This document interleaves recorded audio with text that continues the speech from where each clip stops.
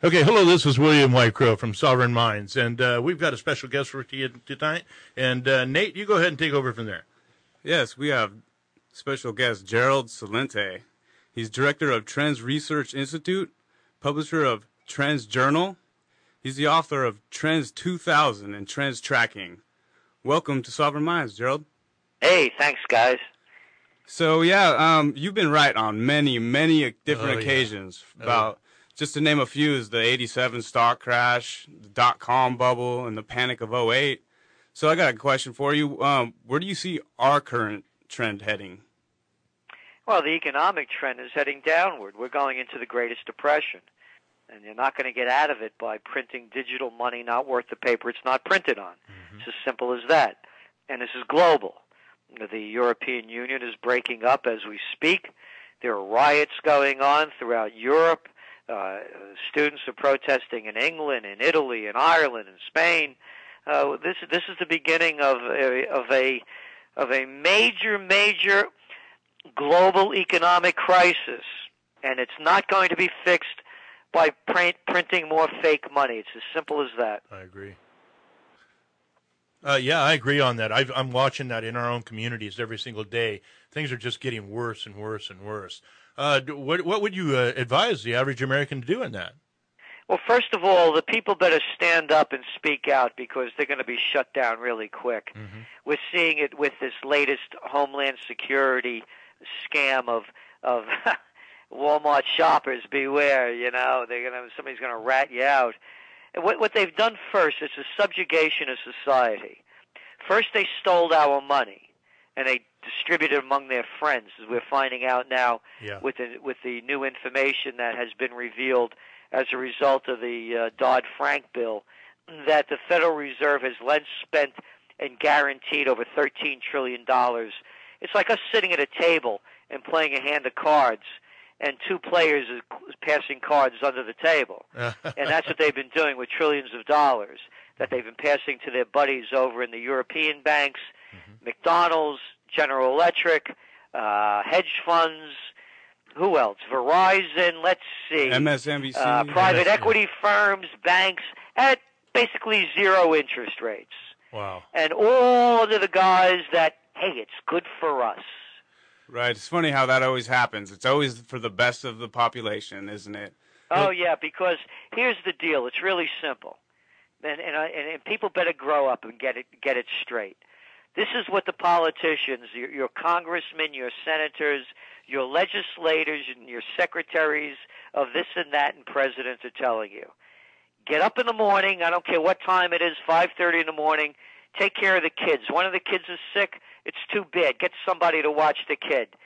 Take that lousy commute that you hate, that you can't stand every day that you have to do, and go to work at a job that you hate more than the commute, but you take it because you need the benefits and you need some income. That's right. And stay late.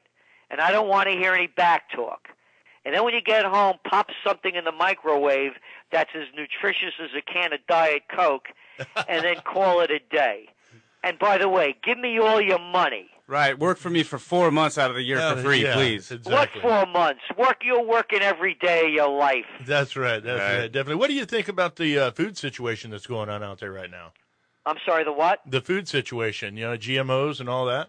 Oh, it's disgusting. Listen, I'm Italian. I know what good food is. I bet you would. I get a kick out of it too. They passed this new Senate 510, right? And the Food Modernization Act is some baloney like that. That's crazy. And what it is, goes back to what I was talking about, where the rules, they tell you what to do, how to do it, but look what happened when 500 million eggs are recalled. What was the name of that place out in Iowa? They call it a factory farm. These are chicken food concentration camps. Right, you're right. I worked on one for a long time when I was a child, so I know exactly what you're talking about.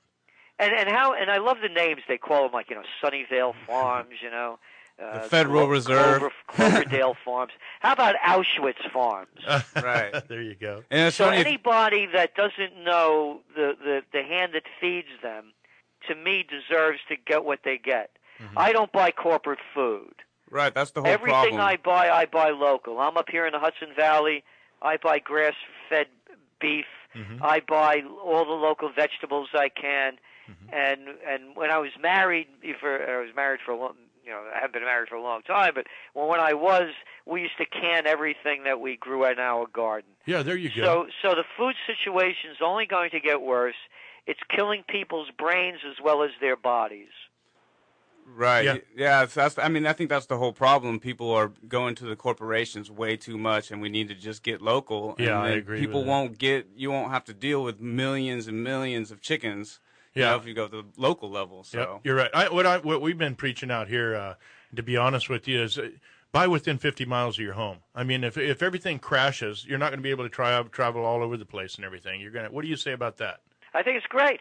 Okay. Here's the slogan for the Trends Journal for 2011. Okay. You're never going to be free until you break the chains. Break the chains. Buy local, bank local. Right. Yeah. I mean, that's truer words have never been spoken. You got it. I agree. That's what we do. We try to, practice what you preach. I mean, that's the name of the game. You wouldn't catch me dead in a Walmart. I wouldn't go in that joint. It's like going into a large self-storage unit and picking up food, I wouldn't go in any of these places. I don't support them. I won't buy Chinese. I try to buy first local and then American. And if we don't support each other and do business with each other, we're toast. There are 312 million of us. Mm-hmm. There's enough business to go around here where we could all do very well. But the multinationals and these disgusting politicians have sold the nation out. I agree. And they're going to continue to do that. I don't see any changes in that trend at all. The only changes that could come about is when the people stand up. And we believe right now there are about 20% of the population that are ready to think for themselves, speak for themselves, and take action. There are 20% of the population that know that the jig is up and that they're getting robbed in front of their own eyes, and that their future is being sold out from underneath them. And there are 20% of the population that have had it and aren't going to take it anymore. So they have to become involved locally, practice what you preach, and demand the truth and morality. And when I speak of morality, we're fighting immoral wars in countries we have no business being in, yes, all under the guise of terrorism and lies. There were no weapons of mass destruction. There were no ties to Al-Qaeda. And George Bush is out there hawking his book at over 1 million sold already. I want to see war crime tribunals. I want to know who knew what when. I want the truth. His family's no better than mine. If I break the law comes down on me. That's right. I want to know the facts. I'm not saying he's a war criminal. I want to know who knew what when and why we're wasting our trillions of dollars overseas, pumping it into the military-industrial complex while our country's going broke. Yeah, I agree with you 100% there. And, I think it's more than 20%, to be honest with you. There's a lot of people out there that aren't really saying it, but we just did a viewing of the chemtrail situation, and we had about 500 people show up. This is out of a community that normally wouldn't come to these things. We got so many American people out there tired of what's going on, and your words coming out to them like you were doing is making a massive difference. Yeah, people are waking up every single day, and it's because of people like you that are giving everybody the knowledge that they never normally would find. Well, thank you. And so, by the way, that's why we do it. Right. We get letters every day from people thanking them for both empowering them and also giving them the insights and intuition to bring themselves to higher levels, be inventive. They're coming out with new products, new ideas. We're inspiring people, and that's the purpose of our work. Not to make people afraid, but to show them what the future may look like and how to prepare for it, the opportunities that lie ahead in businesses. Matter of fact, when we talk about food before, one of the top trends in 2011 is going to be there's a fortune to be made in food, in real food. And as you point out, there are more than 20% of the people. Oh, yeah. And so those are the kind of things that we do that makes it really worth the value of doing what we do. So